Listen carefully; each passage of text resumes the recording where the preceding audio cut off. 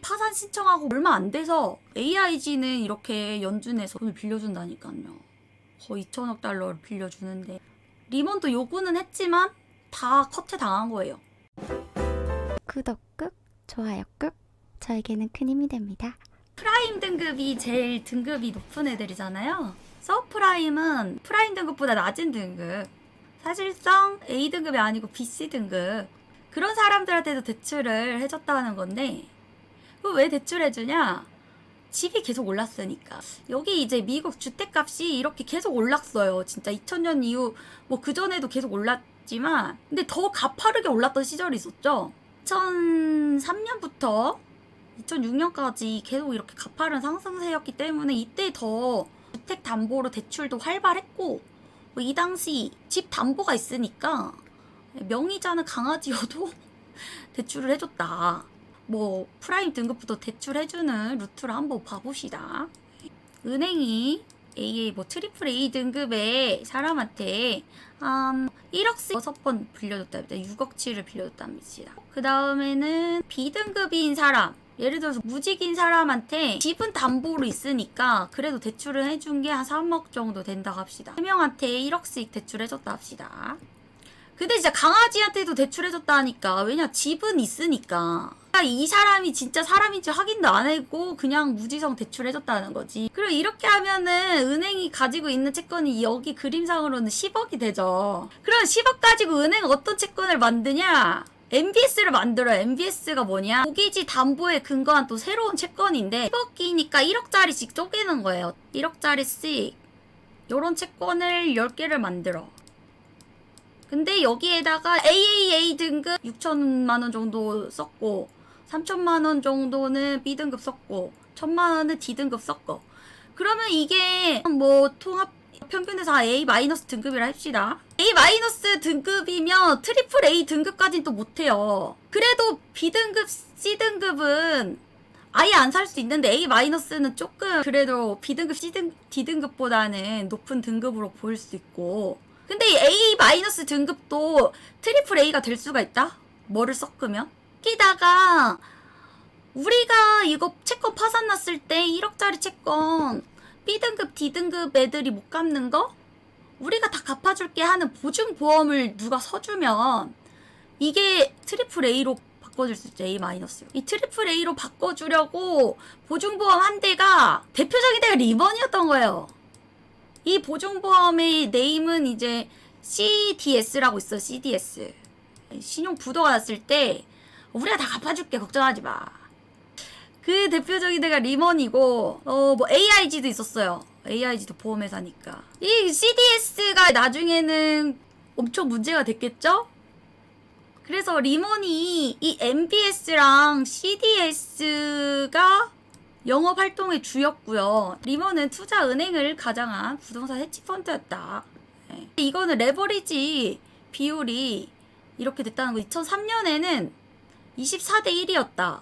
이때부터도 레버리지가 좀 컸는데 24개 MBS가 있잖아요. 리먼이 24개 MBS에 다 CDS를 걸어준다.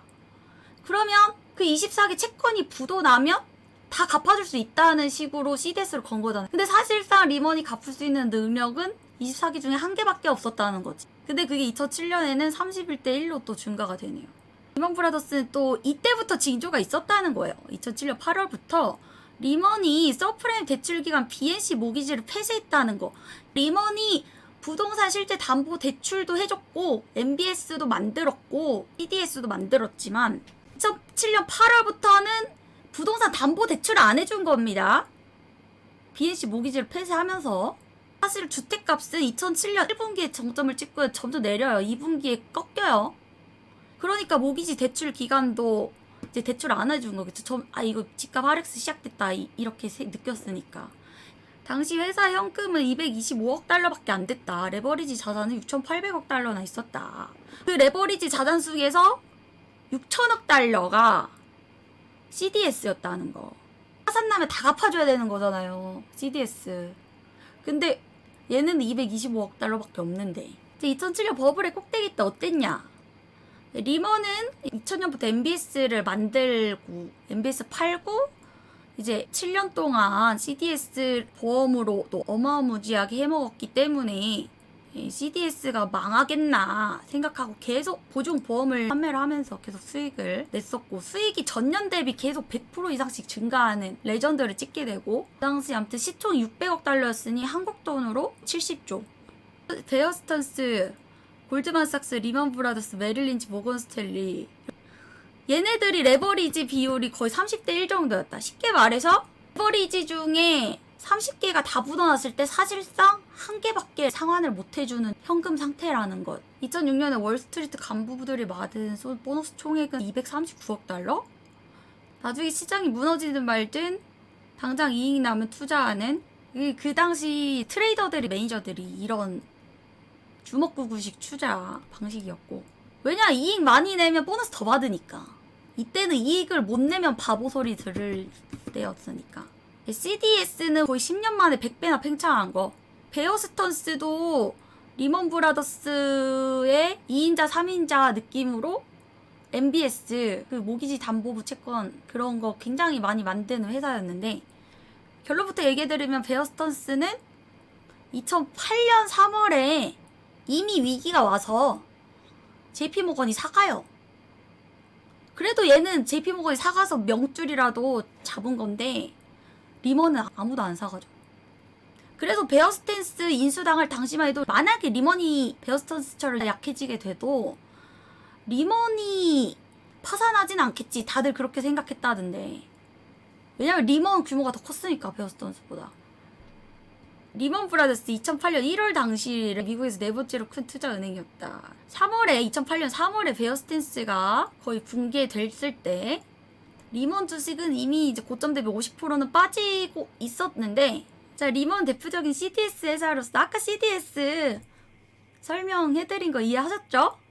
채권 발행이나 채무 불이행에 대한 보험이다. 리먼은 CDS로만 6천억 달러 부담을 지고 있었다. 리먼이 2008년 9월 15일에 결국에 파산 신청을 해요. 리먼 어떻게 헐값에라도 사갈래 했는데 아무도 안 사갔어요. 어떻게 해도 안 사갔냐면, 부채 1달러면 1달러가 100센트거든요. 부채 1달러당 100센트가 아닌 8센트로 쳐줄게. 그 사실상 부채가, 리먼이 만약에 45억 달러가 있을 때 부채 4억 달러만 줘도 사가라 해도 아무도 안 사갔다는 거예요.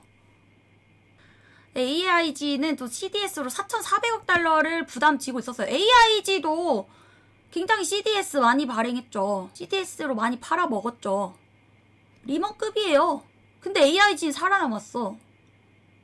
AIG는 어떻게 살아남았냐면, 나중에 한 2천억 달러 정도 연준이 돈 빌려줘요. AIG는 지금까지 살아남았죠. 지금 주식도 있어요.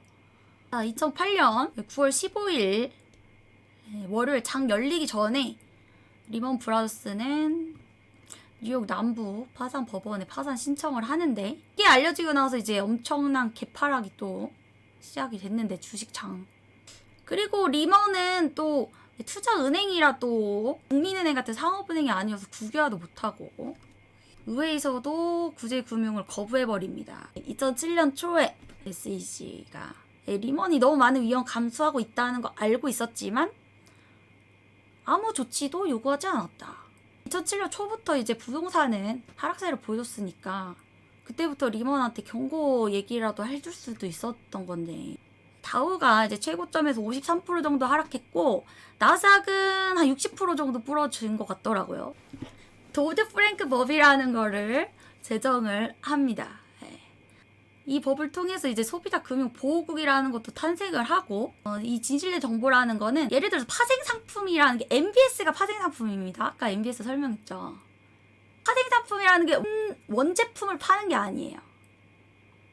원제품은 집을 담보로 대출해준 채권 자체, 그게 원제품이잖아요. 근데 그거를 이제 A등급, B등급, D등급 섞어서 새로운 채권을 또 만들었잖아요. 그런 게 파생 상품인데, 그런 파생 상품이 A등급 비율이 실제로 몇 퍼센트 차지하고, B등급이 몇 프로 차지하고, D등급이 몇 프로 차지하고, 사실 D는 깊게 있게 파고 들어갔을 때 채무자가 사실은 사람이 아니고 개다, 이런 거까지 다 오픈해 준다는 거죠. 모든 파생 상품의 그 세부 내용까지 다 투명하게 공개해라. 그렇게 규칙이 마련되고요. 그리고 표준화된 거래소에서만 거래하게 한다. 지금 주식은 블록딜이 돼요. 그러니까 거래소 외에서 사는 거. 근데 파생상품은 그러면 안 돼요. 무조건 거래소 통해서만 거래하게 해야 된다. 이때 이후부터 나온 거고. 일정 규모 이상 금융기관의 연준의 감독을 받게 된다. 그런 게 이제 준비금 인상 같은 거 해라 이런 거죠.